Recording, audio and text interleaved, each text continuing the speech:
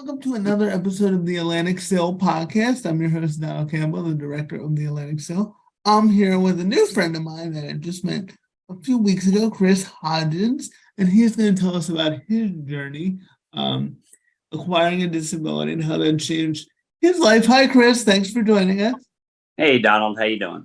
All right, so this is going to be great. So I think we were talking a little bit before we start recording. Let's start a little bit about, give us a brief history of Chris, and then you had your stroke, and then how that impacted your life. So just start wherever you're comfortable with, and we'll go from there. Okay. Well, I actually was born in Alabama, moved to Philadelphia. I married with 2 kids. Back in 2010, I had a stroke. The stroke basically, put me out of commission. It laid me up in the hospital for, 3 months. I was in a wheelchair, the whole 9 yards. I had to start from square one, from, learning how to speak again to learning how to walk again. And it's been a long, hard road, but here I am, back at work and trying every day to live my life to the fullest. Yeah. So how old were you when you had the stroke? 40. Wow. So that must have been some really unexpected. And so, how did it change your life? Like you're talking about, having to learn to do everything again. Talk a little bit about that, just how your life is different now. How my life is different. Well, gosh. It's been a roller coaster, really. It's quite literally, ride a roller coaster down. You're in the bottom. You look around. You're not sure where you're gonna go from here. You're not sure if you're ever gonna, work again or even participate in life. Basically, I was in a very dark place for a very long time, and that is where I can see, organizations like yourself can really make a difference in people's lives, and that's why I agreed to do this because we really need more of that. That's a great way to put it. Like that, I'm sure there was a lot of feeling of when you're just starting out, how is any of this going to work? How am I going to go back to any semblance of my old life? I know I've talked to consumers who've had experience like yours, and it's it can be very frustrating and very draining emotionally, because it's hard to get there. Were you married before you had the stroke? Yes, I've been married for 21 years to my wife, Mary. My daughter is Savannah, and my son is named Will. Awesome, that's great. And what was the impact like on your family? Did everybody have to adjust to sort of now you having a disability and having to learn how to live with the ramifications of that? Did that change at all? Well, my wife has never been one to coddle me or baby me in any way. She actually just, she was always there if I needed her help, but she was always one to say, hey, we've got to let him try it and see if he succeeds. And then, if he fails, then we'll be there to pick him up. And that's basically what she did as far as everything, from walking up the stairs to, applying for a job to, doing the Social Security. So, I did my own Social Security advocacy. I didn't even hire a lawyer. I don't know how smart that was, but I actually did end up getting Social Security for a while. And that was, a key in me making it through. So, Social Security. Yeah. I think that's a great point. And props to your wife. That's a good wife. She had the right approach, which was, of course, she's there to help you, but you don't want to do everything for you, because then you'll never learn how to do it yourself. And it's okay. I always say that people with disabilities have the right to fail too. Not everything has to be successful just because you have a disability. It's okay to fail just like everybody else and learn from it. That's how you learn to adjust and learn what works and what doesn't. And I think that when a lot of people are too overprotective and patronizing of people with disabilities, we don't want them to get hurt or it's dangerous, it can be really counterproductive, because it really zaps your self-esteem. If your wife kept saying to you, no, you can't do that, or no, you can't do that, they would be like, oh, I guess I can't. Yeah, no, she never did that. Yeah. Yeah, no, That's she was great. never the no person. She was always like, "Well, try and see." Yeah. Well, talk about applying to Social Security, because that's something a lot of our listeners deal with, and talk about that journey. Okay, sure.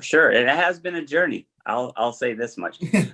This is actually not the first time I've tried going back to work. I tried a few times. In 2016, I found a job on LinkedIn for e-driving, which was an interesting company that sold applications on your phone, like applications in order to drive. And they sold it to companies like large pest control companies, anybody that had a large fleet of vehicles.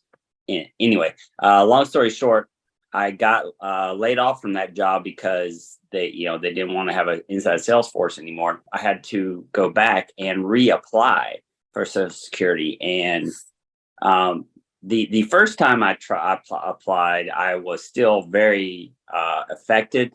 And all of the Social Security folks had to be extremely patient with me, because I would sometimes just pause for maybe a minute or so, trying to think of a word.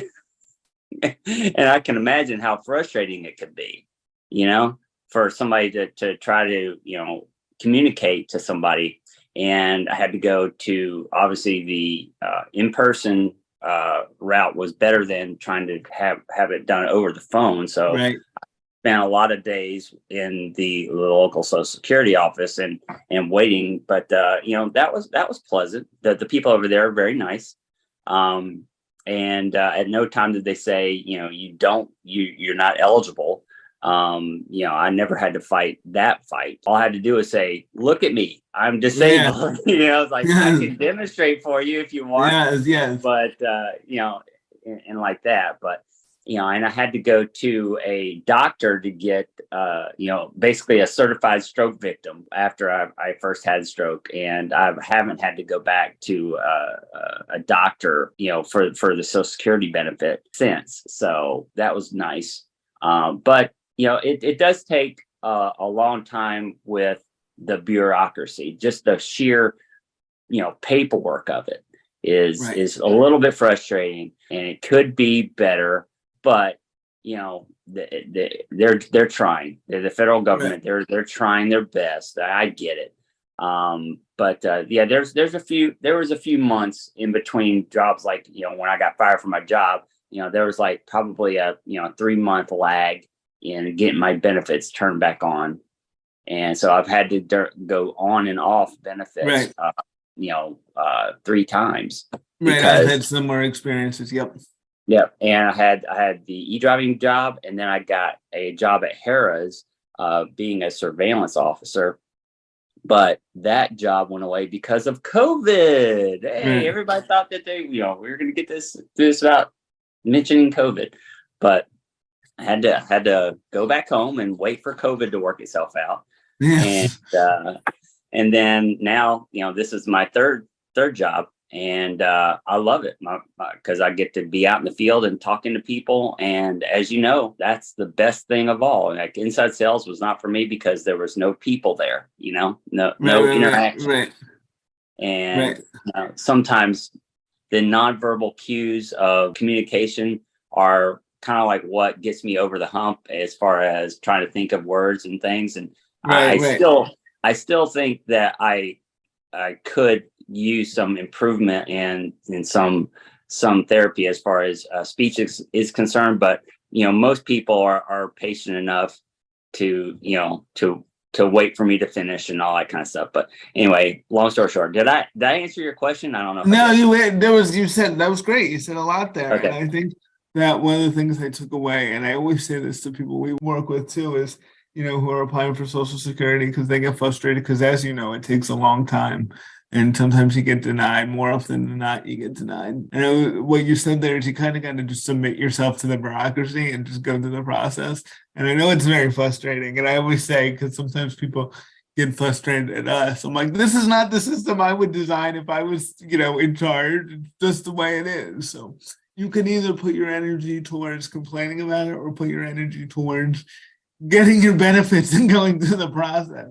So I just want people to note that lesson, and it's kind of the way it is. And of course, there's a way to make changes. Call your senator, call your congressman, vote for who you want to vote for, and tell them about your issues. There's a lot of things we can do to reform the system, but just the actual act of getting the benefits. If you want the benefits, you have to go through the process. You got to give them all the paperwork they want. You got to go to all the appointments they want. And, and also you don't have to do anything, but don't be surprised when you don't get your benefits. You don't get the benefits. Right. Exactly. Because they don't knock on your door and say, hey, Chris, I heard you had a stroke.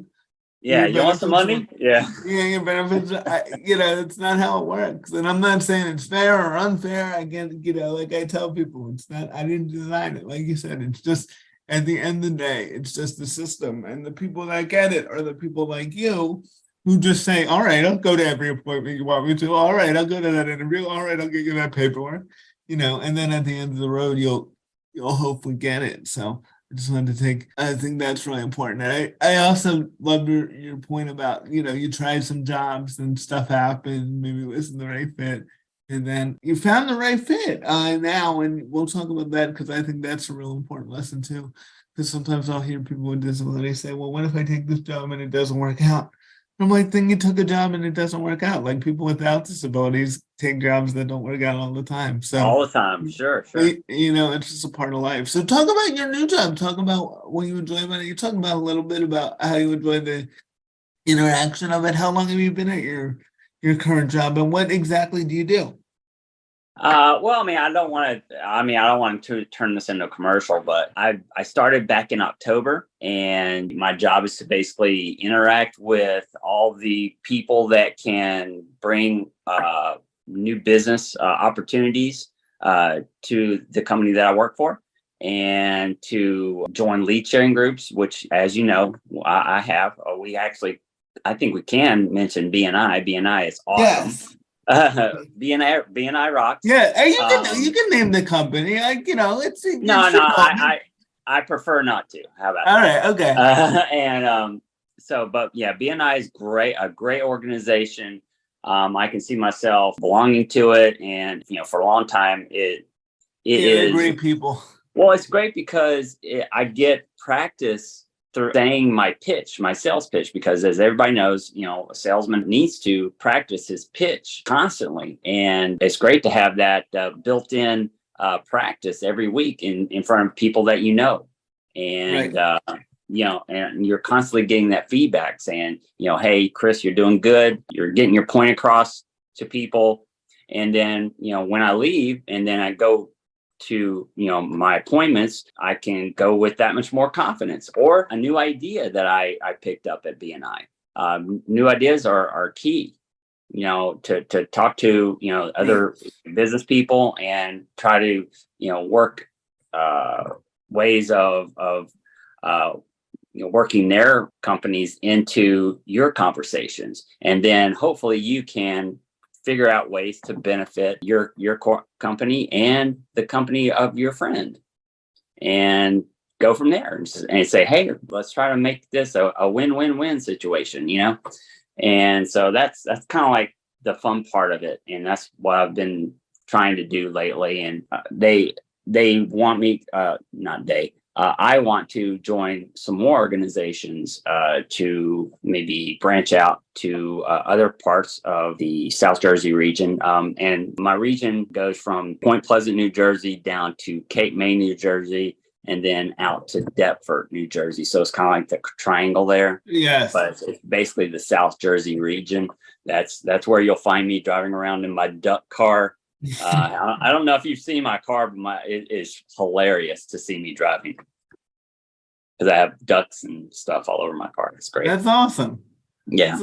That's awesome. And what has been like the biggest reward of this job, and also the biggest challenge? What do you think, kind of the both ends of the spectrum? Oh gosh. The challenges are, the same old as far as having people say no, but that comes with every job basically. And you're just trying to, help as many people as you can. And you say, all right, well then you don't need help, or, they'll say, no, thank you. And they're pretty polite. Challenges as far as, a big challenge has been communication. actually. This is key, and this comes with the new thing of cell phones that we have, the whole text messages thing. Yes. That is, I hate text message. I do it because I have to, Right. but it leaves too much to interpretation as Right. far It as the does. tone of voice and everything like that. So I think that hopefully we're not done with advance of communication as far as the next version of text messaging. I can't wait for it to come out because I hate the current version. Yeah. I get what you mean, especially when you're trying to do sales. It can be, I'm sure. I mean, there are probably some helpful aspects of it, but like to get the nuance of conversation, to have like a serious conversation and get the feel of how somebody is reacting, texting is like not the best. Exactly, and you really get too much. People read too much into it. Right, right, But right. don't get me started. I mean, it's my biggest pet peeve for a lot of reasons, and it affects many parts of my life. But at the end of the day, you just have to say, you know what? This is what It comes comes with with it, yeah. technology, and you just have Yeah. to let things 'Cause- just roll off your back and just brush them aside. And when I have a good day, I celebrate it and I let everybody know I'm having a great day. And then Yes. when I have a bad day, I don't let it follow me to the Yeah. next day. You have to start every day as if, all right, now it's a new day. We forget about what happened yesterday. We're starting off new today. And that's what I try to do. Yeah, I'll talk a little bit about that. I think that's a really important point, just that having that resilience, because I do sometimes work with people who, get stuck in the last day, and it can be very self-defeating. So talk about that. How do you adapt that mindset, and why is that helpful? Because I totally agree with that. Talk a little bit about Well, I mean, why it's helpful is obviously it gets you through, and it turns your whole outlook around, and it makes you a better person to be around.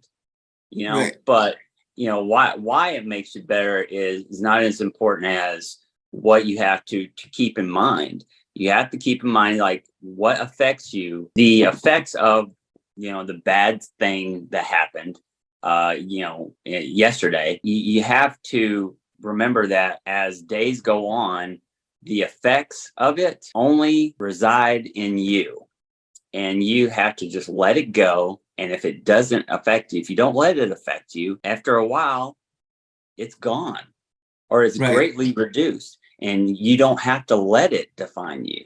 You just say, look, that happened yesterday. I'm going to try to make the opposite happen today. And let's see what happens. I mean, you can't stop trying, or else it's not possible to have a good day. And I agree. nobody wants to be like that. Right. Right. And I think it's just people spend a lot of energy. You can't get after it happened, you can't stop it. It happened. So you can either move forward or you can get stuck in the bad thing that happened. And that's not to say that people don't have the right to feel the way they feel or to get through their frustrations but I would say like you can't get trapped in it. Sometimes I'll say, people get kind of stuck in a loop where they're just stuck in that moment in that time. And eventually you need to like move on and find a way, even if not to forget it. Like you don't forget your stroke. It happened. You can talk about it. But you don't live every day going, man, what would have happened if I didn't have that stroke and set my, Right. it was, Exactly. I could have been doing this or that, or what. I could have been president by now. Yeah, right. And, because it's the stroke happened. The stroke's not going to go away. It's not going to not have happened if you just don't accept it more. So I just think that that's a really important point and something I notice especially with people with disabilities who are able to navigate a lot of stuff, is just there's a sense of resilience of like, okay, I'm just gonna find a way through this issue, or that was a bad day. Let me try tomorrow and see what happens. We're talking about the Business International Network in Atlantic County, which we both love. How did you get involved in the BNI in Atlantic County? Did somebody refer you? How did that come about? Yes, Connie Mung, actually, real estate extraordinaire. Yes. I was trying to do my, call up people and, sell them my service. And on my third call to Connie, she brought she suggested that I come along. And she didn't actually have to try very hard. I was like, yes. As soon as she offered, I was like, that sounds awesome. So, basically that was it. I mean, I don't know. I mean, I guess Connie will probably tell you, that I was an easy sell on Yes. joining the group because, obviously I see the value. And I've never not been convinced to do BNI. So, that's basically where it started. By chance, I called up Connie, and then Connie said, "Come with me. You gotta join this group." And there you Yeah, go.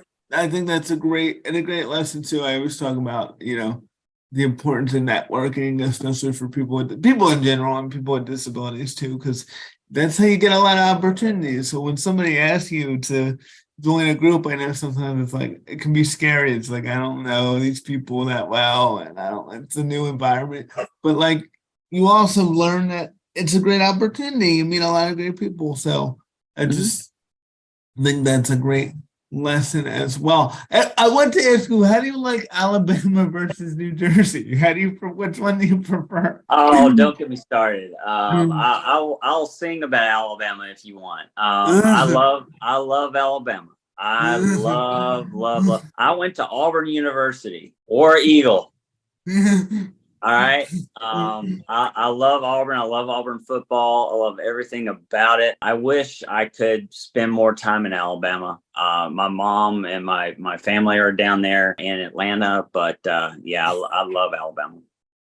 How did you end up in New Jersey? Was it your wife? How did you end up? No, my job at the time, I don't know how much time we got here, but I love talking about my past when it comes to like my resume and stuff. I love talking about that stuff. So at any time that you get tired of listening to me, just give me the No, give you're me the fine. time. Go. So after I graduated, I went to work for Hormel Foods. You've probably heard of Hormel Foods, right? Yes. Okay. So I went to work for Hormel Foods in Atlanta, the Tucker, Georgia plant. I was supposed to work in operations. Well, I did work in operations management. That's my degree, actually, operations management, and that, operating a manufacturing line, basically. And I was in charge of manufacturing, the labeling department and the different departments. And I went around the plant, and they sent me to canning school and all that kind of stuff. And it was an awesome job because you get to see how everything is made, and it was just fascinating. And I worked third shift, so I went in at like 3 o'clock in the afternoon and finished up at like midnight. But I loved it, and after a time, I got a little bit bored with it, and there was an opportunity that a friend of mine from college told me about, this company called Alltel, Alltel. And Alltel was in the midst of opening a branch a month, and they were basically training all of their salespeople to open up different locations. Alltel did telecommunications, networking products, and they were a supply division of Alltel Telephone Company. Alltel was a large telephone company from a wireless perspective. Now they've since been sold to AT&T, but excuse me, that just tells you where we were at the time, because at the time the government had just deregulated the Ma Bell companies. And they said, hey, we've got to break up this monopoly, basically. And from breaking up the monopoly, it unleashed a torrent of business owners. I mean, it was crazy how much. I mean, it was wonderful to see. Actually, every guy that worked for the telephone company and his brother were opening trucker. We called them trunkers, and they would go out and sell telephone key systems to businesses, and then we would sell them all their telecommunications supply networking products. So in that job, they hired me in Georgia. And then I opened up the Jacksonville, Florida location. We opened it up as like a two-person location. I grew that to about, $3 million in revenue a year. And then a year later, I was tapped to become the new manager of the Philadelphia location, which was, like a central hub. And it was a much bigger location. And they called it Philly, but they actually had their warehouse in Pensacola, New Jersey. So I lived up in Bucks County, Philadelphia. So that's where the move came in from the south to the north. I've got to move to Bucks County, but obviously I was going to take it because it was a much bigger, much. And I think now like Jacksonville, Florida, like that sounds really good when it gets really cold on those cold Jersey mornings. Yes. I moved away from Jacksonville, Florida to come to New Jersey. But, I met my wife, so that's good. And it evens out, less warm weather, but you make the love of your life. So there you go, Yeah. But I mean, so that gets me to about the year, I got married in 2002. Oh gosh, I've got a really awesome story for you. I love to tell it. Okay, cool. So, all right. So it's 2001. All right. September 2001. Okay. All right. And I lived in Haddon Heights, New Jersey. I had just bought my own house. I was single and I was doing great with Alltel. And I was on track to become, the top salesperson in all of Alltel. And I got tapped to go to the sales incentive trip.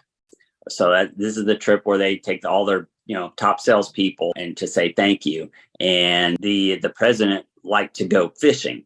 So he came up with the idea of going to Canada to Reindeer Lake, which is a place in Canada near the Arctic Circle. And they've got fish there. They're like 3 feet long and like 40 pounds. They're freshwater trout and pike that will just fight you until the death. From getting them in the boat is like a chore and a half. And then so every boat had it was 2 men in a boat, in a motorboat, and then they had a guide, and then the guide would know where the good fishing spots were on this lake. And that lake was so big that you would leave in the morning, and then you would take a break for lunch on the beach, and then the guide would actually field strip and cook one of the fish that you had caught that morning on the lake for lunch. It was awesome. Awesome. I mean, fresh fish, forget about it. I mean, catch it, fry it, eat it. That is so good. And so anyway, so we're about halfway through the with this trip, and we're coming back and having dinner, and we're all telling fish stories about hey, what I caught was 39 inches. Oh, I caught one that was 42 inches, and blah blah blah. And we had all these pictures and this stuff. And then guess what happens? 9/11. Okay. Yes. 9/11 happened, and we had a TV up there, but we had cell phones, but I think it was Blackberries at the time. Yes. Or no, it was probably before Blackberries, but I think it was one of those brick phones. But anyway, they had phones, but not like we weren't connected the way we are today. But we had some video of it, and we were aware that what had happened, and we were watching the news as it came across the wires and everything like that, and then so the whole mood of the trip changed. I was thinking of hey, and I'm sorry, I actually joined the Air Force. I forgot to tell you that part. I joined the Air Force when I started college. And it was only the reserves, so I only went like 2 weeks or 1 weekend a month, and 2 weeks during the summer. but I had gone through and, done my 6 years.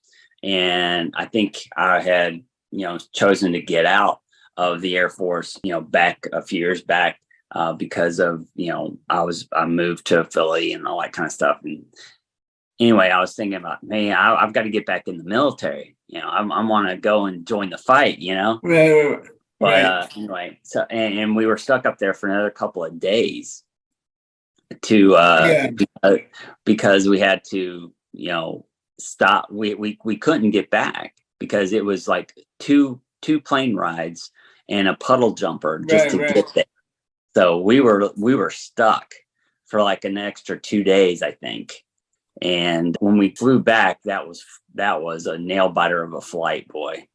Yeah, I'm sure it was. And people don't like, maybe people who are younger don't remember. And I was young at the time. I was in 6th grade, but I can tell you exactly where I was, what period I was in when it happened. Like the world really like just stood still for a good, it really just took the wind out of everything. And that's why Chris can recall exactly where he was and what he was doing. And it really, if you weren't there for it, it was one of those moments that you just never forget. And it's like people sometimes cliche say like, "Oh, the world stood still," but you really it like changed everything in that moment. It just like paused everything and just people's mindset completely changed. So that is I'm not sure. It is a great story in terms of a memorable one. Of course, 9/11 was not great. It was very sad. No, it's very sad. Yeah, you brought me back to some memories too. I just remember being in gym class and kind of hearing the talk from teachers and not really understanding because I'm 12 and the 90s were kind of a really fun time and an innocent time. And I would say that was like the moment where I realized that the world is not innocent, that it can be a scary place, and that not everything in the world wishes people well. So I still remember getting off the bus with my dad. I was like, how did those planes accidentally fly into those buildings? And my dad was like, no, that was not.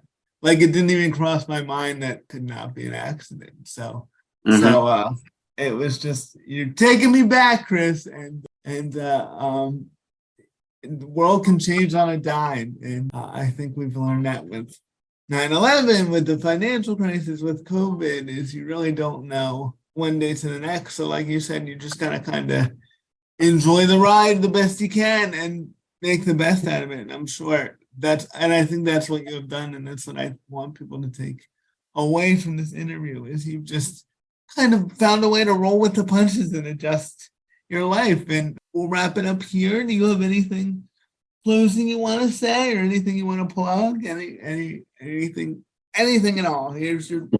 No, that's it. I had a great time. Thanks. All right. Well, thank you so much, Chris. You were a great interview. I give your pitch and your communication skills an A.